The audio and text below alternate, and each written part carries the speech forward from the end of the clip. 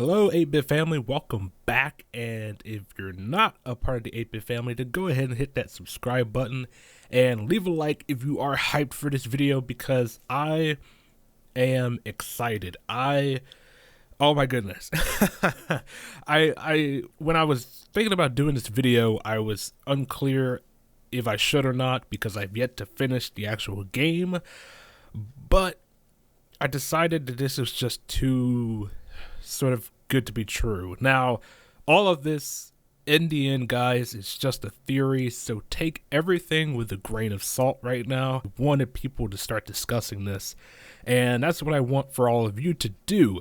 At the end of this video, if you have any thoughts, any feelings about my personal theory, if there's something wrong with it, if there's something right with it, let me know in the comments below. I want to have a serious discussion about this, so that's why it's a theory slash discussion video and not just a point blank out theory. So this is just a general discussion of the things I've noticed, that we probably all noticed, and the big thing, the big question that I'm going to be posing at the sort of the end of this video, but don't skip ahead yet, because all this stuff is going to come together in the end, and this should not be a long video. I'm going to try to not make it that long. So without further ado, without me rambling, let's get right into the video.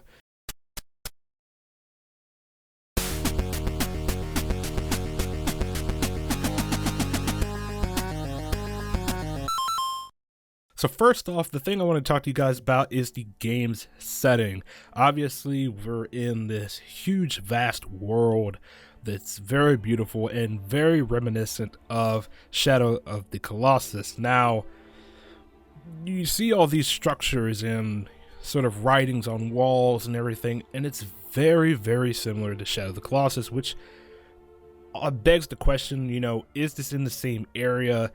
Obviously, is this in the same time period?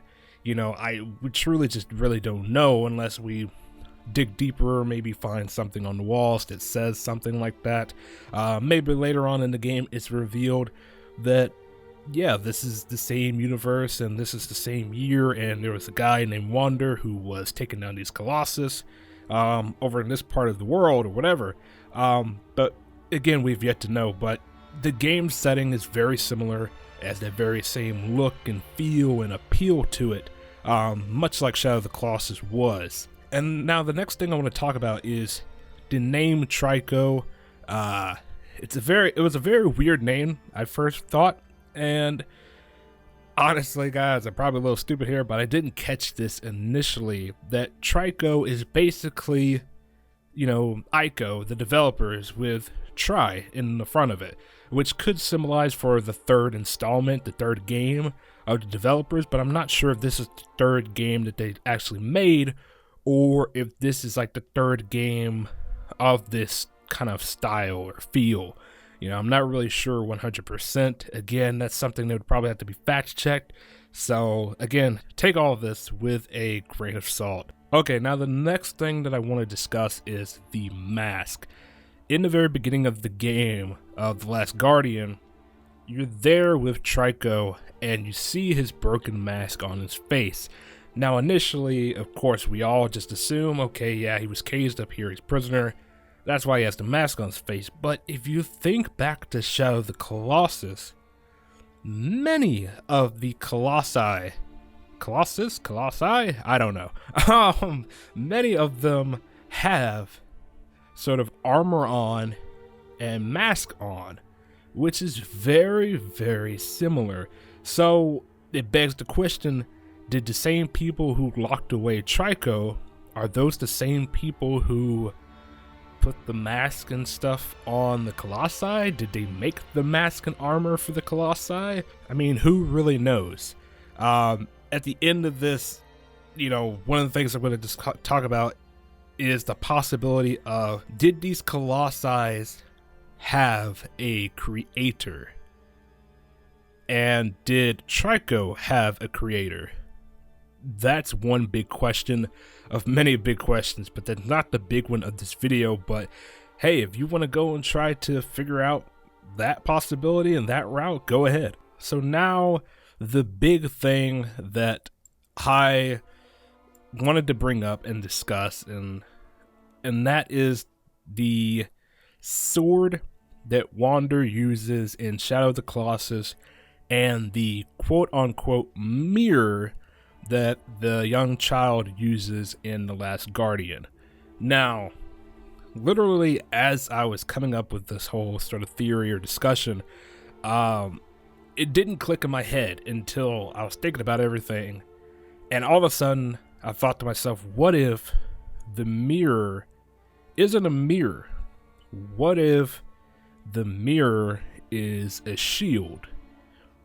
So the question that I have is, what if the sword and the shield are connected, and whoever the kid got that shield from, whoever's grave site that was, truly was either the last guardian, supposed last guardian, or the last protector of the last guardian.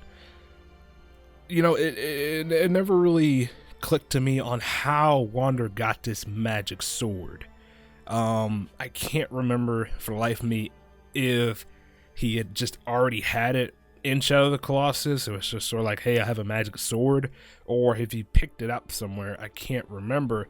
I'll probably put it in the video if he actually did find it, or if he had it just all the time. But it makes you wonder, so what if before arriving to the temple, Wander had found this sword so that he could defeat this Colossus, the Colossi, and he couldn't find the shield. Maybe he wanted the shield, but he only was able to get the sword. So it's very interesting to me. It's fascinating, because then you can sort of roll in the possibility of, what if Trico was the sort of horse type figure, or sort of the sidekick to this last protector or the last guardian. So if you had the shield, the sword, and Trico, all three of those powerful things together, I mean, you'd be able to take Colossi out without a problem. You'd be able to sort of overrun things with no issue, and sort of just take over everything. I feel like the sword and the shield are connected. I'm not sure how much Trico is connected to Shadow of the Colossus, rather than just maybe being a Colossus himself. But it's very interesting, because it doesn't seem like he has one of those points on his body yet, as the other Colossi did. So I don't know, it's very interesting. It's something that I'm thinking about, and I will probably most likely have a future video out sometime either next week or within the following weeks, maybe going in more depth, more fact checking. I know this video is sort of just a rambling mess, and me sort of just pointing out little things that probably don't even matter, but I feel like they were interesting enough to sort of put in this video, and maybe to get people thinking, because this stuff is very fascinating, and I feel like Ico is a company that really values its history and sort of wants to pay homage to a lot of the old games that they've made, and maybe even connect them all together. We see that a lot in video games. For instance, The Last of Us, you know, it had all their sort of old game Easter eggs hidden within them and all that stuff. So, you know, game companies are not unknown to sort of pay homage to the past previous projects.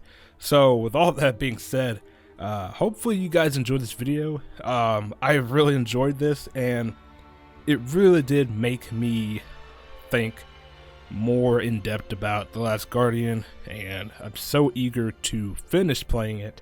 And yeah, it's very fascinating. It's fascinating. So hopefully, I don't know, maybe they share the same universe. I'm not 100% sure. I'm not saying that they do or that they don't, but I'm just saying that there's a lot of similarities there that it's kind of hard to disassociate the two. It's very interesting. It's very fascinating. So leave your thoughts and feelings down below in the comment section and tell me what you think. Tell me I'm a mess of rambling and going on, but it's so fascinating. So thank you so much for watching this video. If you did enjoy, be sure to hit that like button and subscribe for more videos like this. And I also do a lot of Let's Plays. And yeah, with all that being said, guys, I hope you all stay awesome, and remember, tomorrow is another day.